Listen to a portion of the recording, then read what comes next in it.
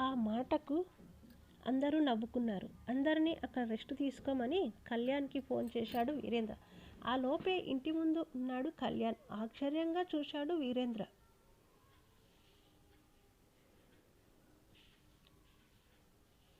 మీరు వస్తున్నారని అరవింద చెప్పింది, అందుకే మిమ్మల్ని కలవాలని వచ్చాను వీరేంద్ర అన్నాడు కళ్యాణ్.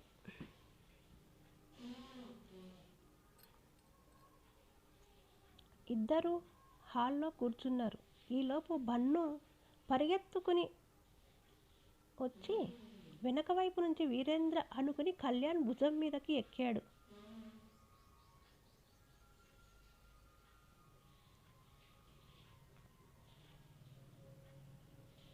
దీపు చూసి ఒకటే నవ్వు. అరెరే అంకుల్ కదా, దిగరా అన్నాడు వీరేంద్ర. దూకి పారిపోయాడు వాడు. అంతే, అందరూ నవ్వుకున్నారు.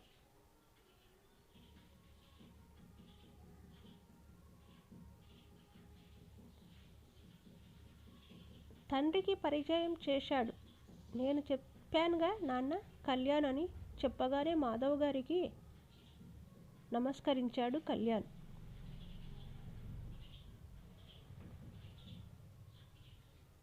కాసేపు అలా బయటికెళ్ళి వద్దాం రండి అన్నాడు కళ్యాణ్. సరే అని పార్కుకు వెళ్ళి కూర్చున్నారు. ఏం కళ్యాణ్, ఎలా ఉన్నారు అన్నాడు వీరేంద్ర.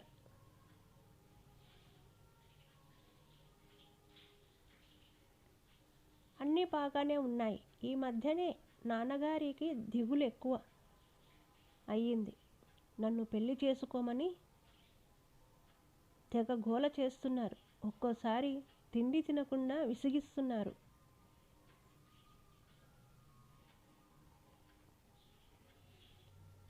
నాకు ఫ్రెండ్స్ ఎవరూ పెద్దగా లేరు. ఎందుకో మొదటి నుంచి నేను ఫ్రెండ్స్కు దూరమే. అమ్మ విషయానికి ఏమైనా గేలి చేస్తారని చిన్నతనం నుండి నాకు భయమే. అందుకే ఎవరితో చొరవగా మాట్లాడేవాడిని కాదు. ఎందుకనో మీరు నా మనసుకు దగ్గరగా వచ్చేశారు అన్నాడు కళ్యాణ్.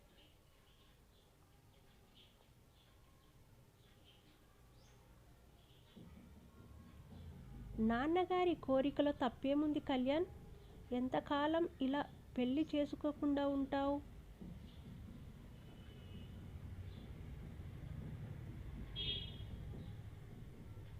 పార్కులో పిల్లల ఆటలు ఆసక్తిగా తిలకిస్తున్న కళ్యాణ్ నాకెందుకో పెళ్ళంటేనే భయం అన్నాడు నవ్వుతూ కళ్యాణ్.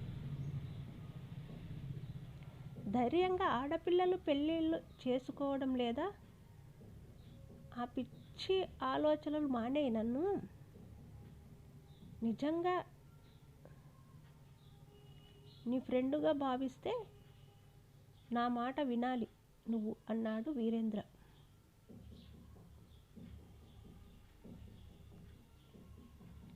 చెప్పు వీరేంద్ర అన్నాడు కళ్యాణ్. నువ్వు చేసుకుంటే నీకు మంచి అమ్మాయిని నేనే సెలెక్ట్ చేస్తాను.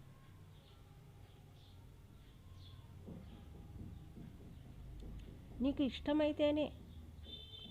అరవింద్ అయితే మీకు అన్ని విధాల జోడి అన్నాడు వీరేంద్ర. అంటే మీకు తగ్గ ఆప్తిపరులు కావాలంటే అది వేరే విషయంలే అన్నాడు మళ్ళీ.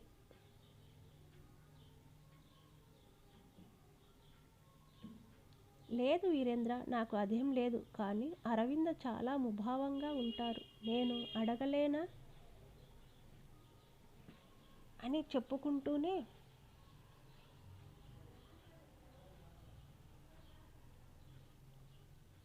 ప్రేమించిన మాట నిజమే, కానీ అతనికి పెళ్ళి అయిపోయింది అన్నాడు వీరేంద్ర.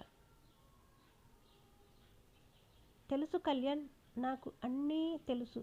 తెలిసి తెలియని వయసులో ప్రేమించుకున్న మాట వాస్తవం. పెద్దల వల్లే ఆ అబ్బాయికి వేరే అమ్మాయితో పెళ్లి జరిగిపోయింది. తర్వాత మళ్ళీ వారు ఇన్నాళ్లకు కలిశారు అన్నాడు వీరేంద్ర.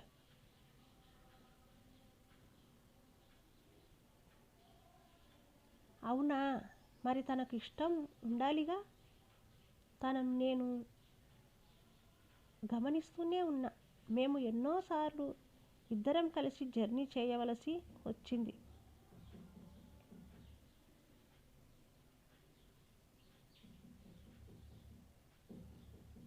అలాంటప్పుడు కూడా చాలా ముభావంగా అవసరం ఉన్నంతవరకే మాట్లాడేది. తన నడవడిక చాలా గొప్పగా అనిపిస్తుంది. మా ఆఫీసులో చేరిన కొత్తలో తన పని మీద వాళ్ళ ఊరు వెళ్ళాము. ఊరు వెళ్ళినప్పుడు ఎవరో అనుకోవడం విన్నా. ఆమె ఎవరినో ప్రేమించిందని అంతే నాకు తెలిసింది అన్నది. ఉన్నది ఉన్నట్టు చెప్పా, తప్పుగా అనుకోకండి అన్నాడు కళ్యాణ్.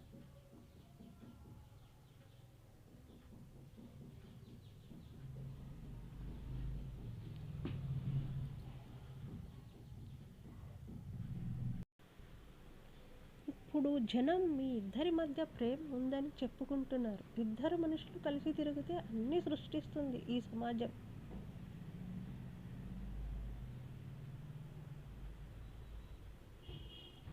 అలాంటి వాటి గురించి నేను అస్సలు పట్టించుకోను.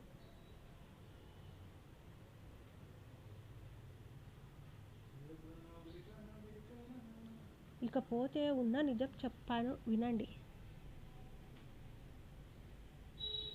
అరవింద ప్రేమించింది అనుకునేది ఎవరినో కాదు, నన్ను. నిజంగానే తెలియని వయసులో ప్రేమించుకున్నాం. మా నాన్నగారు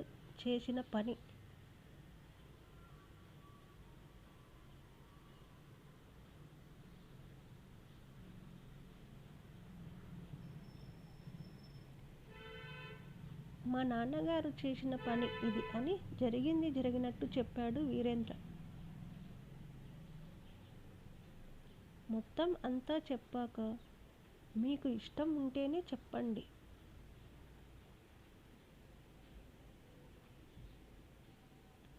నాన్నగారు తనే స్వయంగా దగ్గరుండి తండ్రిలా అన్నీ తనే జరిపిస్తాడు అన్నారు అరవిందకు అన్నాడు.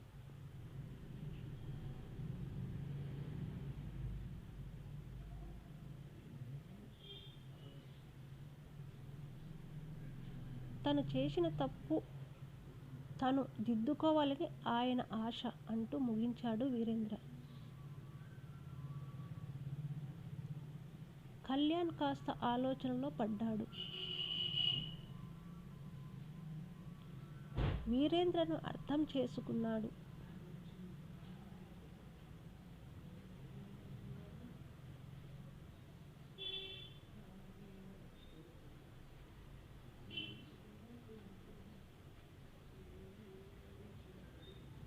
ఆమె దగ్గర నాకు దాపరికమే లేదు అని నవ్వాడు వీరేంద్ర.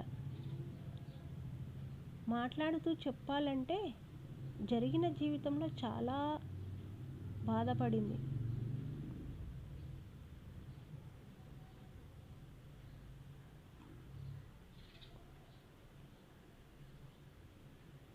నేను దూరమయ్యాను. మొన్ననే జరిగినవన్నీ నాకు తెలిసాయి.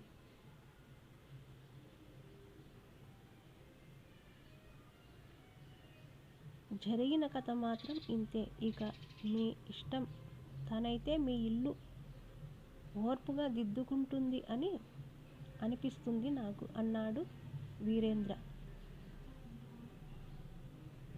చెబుతున్న వీరేంద్ర కళ్ళలో నీటి పొర గమనించాడు కళ్యాణ్. వీరేంద్రను చూస్తే అతనిలో అంత పరిపక్వత ఎలా వచ్చింది అనిపించకపోదు ఎవరికైనా. వీరేంద్రను అక్కడ దింపేసి వెళ్ళిపోయాడు కళ్యాణ్.